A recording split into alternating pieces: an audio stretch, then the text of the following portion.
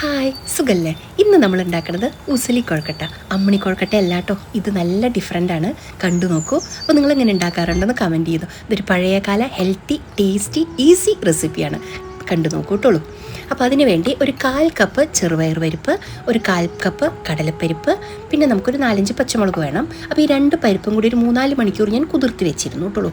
ഇനി നമുക്കതിലേക്ക് ആ പച്ചമുളകും കൂടി ഇട്ടിട്ട് ഒരു ആവശ്യത്തിനുള്ള ഇതിനാവശ്യമുള്ള ഉപ്പും ചേർത്തി നമുക്ക് കുറച്ച് ഒരു 1/4 സ്പൂണ് നമ്മളുടെ കായം കൂടെ ചേർത്തിട്ട് ഇതൊന്ന് ചതച്ചെടുക്കണം. അരയരുത് കേട്ടോ. അപ്പോൾ ഉപ്പിട്ട് കൊടുക്കുന്നുണ്ട്, ഞാൻ കായപ്പൊടി ഇട്ട് കൊടുക്കുന്നുണ്ട്. നന്നായിട്ട് അരയേണ്ട, തരിവിരാന്ന് അരിഞ്ഞാൽ മതി. നമ്മളുടെ വടയ്ക്കൊക്കെ അരയ്ക്കണം മതി, അല്ലെങ്കിൽ അടദോശയ്ക്കൊക്കെ അരക്കില്ലേ അതുപോലെ. ഇതുപോലെ തരിവിരാന്ന് അരച്ചെടുത്തോളൂ കേട്ടോ.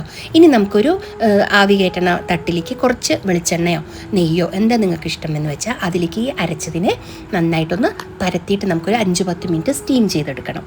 അപ്പോൾ ഇതാണ് ഞാൻ പറഞ്ഞത്, ഇത് അമ്മിണി കൊഴക്കട്ടയല്ല, ഇത് ഒരു നല്ല ഹെൽത്തി റെസിപ്പിയാണ്. എല്ലാവർക്കും ഇഷ്ടപ്പെടും കഴിക്കാൻ. അപ്പോൾ എന്തായാലും നിങ്ങളിത് ട്രൈ ചെയ്ത് നോക്കണം കേട്ടോ. ലൈക്ക് ചെയ്യാനും ഷെയർ ചെയ്യാനും സബ്സ്ക്രൈബ് ചെയ്യാനൊന്നും മറക്കരുത് കേട്ടോ. മറക്കില്ലല്ലോ, ഹൈപ്പം തരണേ. അപ്പം നമുക്കിതെനിക്ക് കൊഴക്കട്ടയ്ക്ക് അരി കുഴച്ചെടുക്കണമല്ലോ, അരിപ്പൊടി. അപ്പോൾ അതിന് വേണ്ടി കുറച്ച് വെള്ളം ചൂടാക്കാൻ വെച്ച് വിട്ടുള്ളൂ. ഇനി അതിലേക്ക് കുറച്ച് മഞ്ഞൾപ്പൊടിയും കുറച്ച് ഉപ്പും, നമ്മുടെ ആവശ്യത്തിനുള്ള ഉപ്പും കൂടി ഇട്ടിട്ട് വെള്ളം തിളപ്പിച്ചു. ഇനി ഒരു 200 ഗ്രാം, ഒരു 1/4 കപ്പ് അരിപ്പൊടിയാണ് കേട്ടോ ഞാൻ എടുത്തിരിക്കുന്നത്. അതിലേക്ക് നമ്മുടെ ഈ വെള്ളം കുറേശ്ശെയായിട്ട് തിരിച്ച് ഒഴിച്ചു കൊടുക്കണം. നമുക്കറിയാലോ കൊഴക്കട്ടയ്ക്ക് എങ്ങനെയാണ് മാവ് കുഴയ്ക്കുകയെന്ന്. ആ ഒരു പാകം തന്നെയാണ്.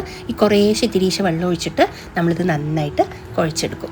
ഇനി നമുക്കിതിലെ ചെറിയ കുഞ്ഞു അമ്മിണി കൊഴക്കട്ടയ്ക്ക് കാണില്ലേ, അതിനെക്കാട്ടും ചെറിയ രീതിയിൽ ചെറുതായിട്ട് വേണം നമുക്കിത് ഉരുട്ടിയെടുക്കാൻ. അപ്പോൾ അതിലേക്ക് കയ്യിലൊട്ടാതിരിക്കാനും നല്ല സോഫ്റ്റ് ആവാനും വേണ്ടി 1 സ്പൂൺ വെളിച്ചെണ്ണ ഒഴിച്ച് കൊടുക്കണം കേട്ടോ. അപ്പോൾ ഇത് വെളിച്ചെണ്ണയിൽ തന്നെ ഉണ്ടാക്കൂ, നല്ല ടേസ്റ്റാണ്. ഞാൻ വെറുതെ പറയല്ലേ, നിങ്ങളിത് എല്ലാവരും പ്രാവശ്യം ഉണ്ടാക്കി നോക്കണം, എനിക്ക് വേണ്ടിയിട്ടെങ്കിലും കേട്ടോ. എന്തായാലും ഇതെല്ലാവരും ട്രൈ ചെയ്ത് നോക്കണേ, അത്രയും ടേസ്റ്റിയാണിത്. ഇതെല്ലാവരും എന്താ മറന്നുപോയിരിക്കുന്നത്, ഇത്രയും നല്ലൊരു വിഭവം എന്ന് എനിക്കറിയില്ല. ഇപ്പോൾ എനിക്ക് തോന്നുന്നില്ല ഇതെല്ലാവരും ഉണ്ടാക്കുന്നുണ്ടാവും. നിങ്ങൾ ഉണ്ടാക്കാറുണ്ടോ? കമൻറ്റ് ചെയ്യൂ കേട്ടോ. അപ്പോൾ ഈ മാവ് നമുക്ക് നന്നായിട്ട് കുഴച്ചെടുക്കണം കേട്ടുള്ളൂ. ഇപ്പോൾ നമുക്ക് നല്ല സോഫ്റ്റായിട്ട് വന്നിട്ടുണ്ട്. ഇനി നമുക്കിതിന് കുഞ്ഞു മണികളായിട്ട് കുഴച്ചെടുക്കാം. ഇതാണ്ടോ, ഇത്തിരി ഇങ്ങനെ ഒരു തിരീശ എടുത്തിട്ട് ഇങ്ങനെ ഒന്ന് 2 സെക്കൻഡേ വേണ്ടു. അപ്പോൾ വീട്ടിലുള്ള കുട്ടികളെയൊക്കെ ഉണ്ടെങ്കിൽ എല്ലാവരും പിടിച്ച് ഇരുത്തിക്കോളൂ. TV കാണുന്ന സമയത്തൊക്കെ ഉണ്ടെങ്കിൽ, അല്ലെങ്കിൽ കുട്ടികൾക്ക് നല്ല ഇഷ്ടമാവുന്നത് അതുപോലെ കുഞ്ഞു ബോളുകൾ ഉണ്ടാക്കി തരാം. അപ്പോൾ വീട്ടിലുള്ള എല്ലാവർക്കും ഓരോരോ എല്ലാവരും പിടിച്ചിരുത്തിക്കോളൂ. ഇത് ചെറുതായിട്ട് ഉരുട്ടിത്തരാൻ പറയൂ. 5-10 മിനിറ്റ് വേണ്ട കേട്ടോ ഇത് ഉരുട്ടിയെടുക്കാൻ. അതെല്ലാം കൂടി ഉരുട്ടിയിട്ട് ഇതാണ്ടോ ഇത്രയും കിട്ടിയിട്ടല്ലോ. ഞാൻ എടുത്ത ഒരു 1/4 കപ്പ് അരിപ്പൊടിയിൽ, പിന്നെ നമ്മുടെ പരിപ്പ് വേവിക്കാൻ വെച്ചില്ലേ, അത് വെന്തിട്ടുണ്ട്. സ്പൂണിലൊന്നും ഒട്ടണില്ല, പാകമായി വന്നിട്ടുണ്ട്. നമുക്കത് ഇറക്കി വയ്ക്കാം. ഇതിനെ നമുക്കിനി പൊടിച്ചെടുക്കണം കേട്ടോ. അങ്ങനെ ഇതുപോലെ സ്പൂൺ കൊണ്ടൊന്നും അങ്ങനെ ചെറുതായിട്ടൊന്ന് കൊത്തി പൊടിച്ചെടുക്കണം.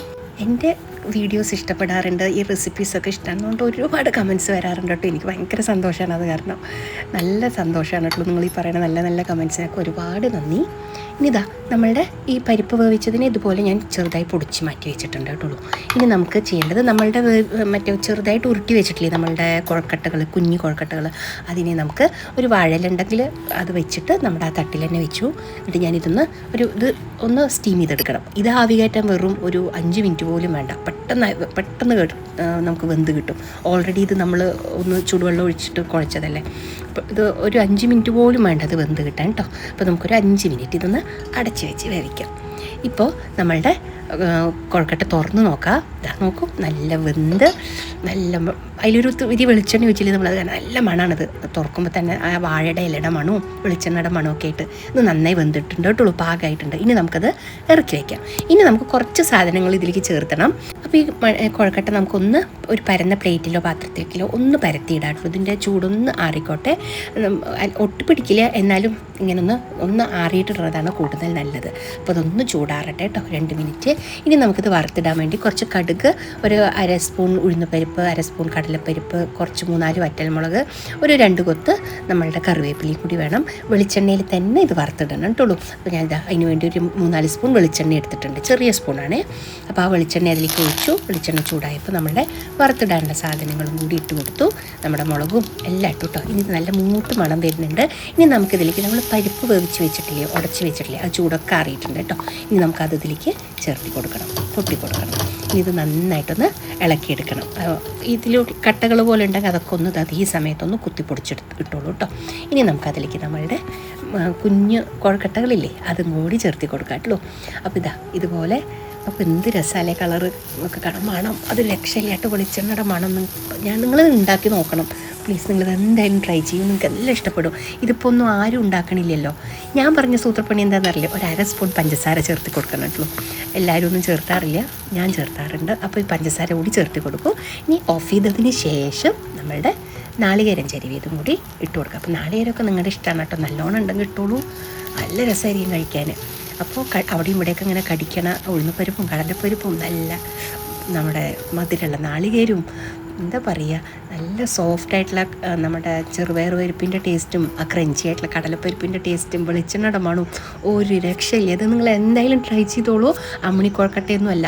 അപ്പോൾ അമ്മിണിക്കോഴക്കട്ടയുടെ വീഡിയോ നമ്മുടെ ചാനലിൽ ഉണ്ടല്ലോ. ഞാൻ യൂട്യൂബ് തുടങ്ങിയ സമയത്തൊക്കെ സ്റ്റാർട്ടിങ്ങിൽ ഇട്ടതാണ്, ഒരു ചെറിയ വീഡിയോ ആണ്, കണ്ടു നോക്കൂ. അപ്പോൾ നിങ്ങൾക്ക് ഇഷ്ടമായ പറയാൻ പറ്റുള്ളൂ. അപ്പോൾ ഇതുപോലൊരു സ്പൂണ് ആർക്കാണ് ഇഷ്ടമാവാത്തതല്ലേ. അപ്പോൾ ശരിയിട്ടുള്ളൂ, നമുക്ക് നല്ലൊരു വീഡിയോ ആയിട്ട് വീണ്ടും കാണാം. Okay, by.